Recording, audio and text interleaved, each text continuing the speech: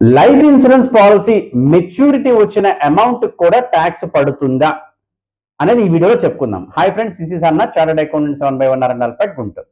ఒక వ్యక్తి income tax department నుంచి నోటీస్ పట్టుకొని వచ్చాడు. ఏమని ఉన్నది అందులో అంటే, అతనికి లైఫ్ ఇన్సూరెన్స్ పాలసీ నుంచి మెచ్యూరిటీ అమౌంట్ వచ్చింది, కానీ అది ఇన్కమ్ ట్యాక్స్ రిటర్న్ లో చూపించలేదు అని వచ్చింది. ఈ విషయం వాళ్ళకి ఎలా తెలిసింది? ఇప్పుడు మీరు తీసుకునే ప్రతి పాలసీకి పాన్ నెంబర్ ఉంటుంది. తర్వాత ఇన్కమ్ ట్యాక్స్ డిపార్ట్మెంట్ దానికి టీడీఎస్ డిడక్ట్ చేస్తుంది. తర్వాత మీకు ఏఐఎస్ ఇన్ఫర్మేషన్ లో కూడా రిఫ్లెక్ట్ అవుతుంది. కాబట్టి మీరు ఇన్కమ్ ట్యాక్స్ రిటర్న్ లో ఖచ్చితంగా ఇన్ఫర్మేషన్ చూపించాలి. మరి ఇప్పుడు ట్యాక్స్ పడుతుందా లేదా అంటే, అది కనుక డెత్ క్లెయిమ్ అయితే, అంటే పాలసీ హోల్డర్ చనిపోవటం వలన గనక వచ్చిన అమౌంట్ అయితే, అది ట్రెడిషనల్ పాలసీ అయినా, టర్మ్ పాలసీ అయినా, మనీ బ్యాక్ అయినా, యూలిప్ అయినా, ఎంత ప్రీమియం కట్టినా కూడా టోటల్లీ ట్యాక్స్ ఫ్రీ, అంటే ఏ రకమైన ట్యాక్స్ కట్టాల్సిన అవసరం లేదు.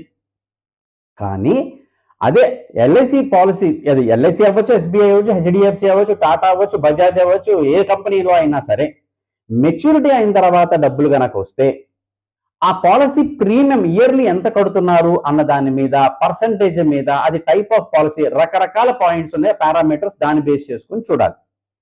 ఉదాహరణకి 1/4/2023 తర్వాత నుండి ఎవ్రీ ఇయర్ కట్టే ప్రీమియం గనక 5 లక్షల రూపాయల కంటే ఎక్కువ ఉంటే, అటువంటి పాలసీ మెచ్యూరిటీ అమౌంట్స్ కి ఏ రకమైన ట్యాక్స్ మినహాయింపు రాదు, పూర్తిగా ట్యాక్స్ కట్టాలి మీ ఇన్కమ్ గా చూపించి. అదే ముందు అయితే గనక 5 లక్షల కంటే ఎక్కువ ముందు అంటే 1/4/2023 కంటే ముందు తీసుకున్న పాలసీలకైతే ఆ లిమిట్ వర్తించదు. అది యూలిప్ పాలసీస్ గనక అయితే గనక 1/2/2021 తర్వాత సంవత్సరానికి మీరు కట్టే ప్రీమియం 2,50,000 కంటే తక్కువ ఉండాలి. అండ్ సమ్ అష్యూర్డ్ మీద 10% కంటే తక్కువ గనక ప్రీమియం పే చేస్తుంటే పూర్తిగా మినహాయింపు. అలా కాకుండా 2,50,000 కంటే ఎక్కువ ప్రీమియం కడుతుంటే అటువంటి ఎల్ఐసి పాలసీలకి ఆ వచ్చే ప్రీమియం దాన్ని ఈక్విటీగా భావించి దానికి క్యాపిటల్ గెయిన్ టాక్సేషన్ అనేది పడుతుంది.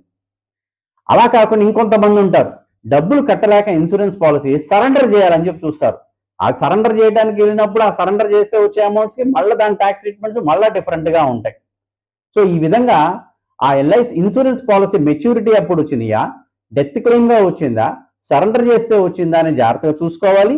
దాని మీద టీడీఎస్ కూడా ₹1,00,000 దాటితే మీకు 2% టీడీఎస్ కూడా చేస్తారు. కాబట్టి ఎల్ఐసి పాలసీ మెచ్యూరిటీ అయితే గనక ట్యాక్స్ లేదు అని చెప్పని అలా బ్లైండ్ గా కూర్చోకుండా, మీకు మెచ్యూరిటీ అయినప్పుడు ఖచ్చితంగా మీరు సీఏని సంప్రదించి దాని ట్యాక్స్ ట్రీట్మెంట్ ఏంటి తెలుసుకొని ప్రాపర్ గా ఐటీఆర్ ఫైల్ చేయండి. ఏ రకమైన నోటీసెస్ రాకుండా జాగ్రత్తగా చూసుకోండి. So please follow our channel, share this video to all your friends. Thank you very much.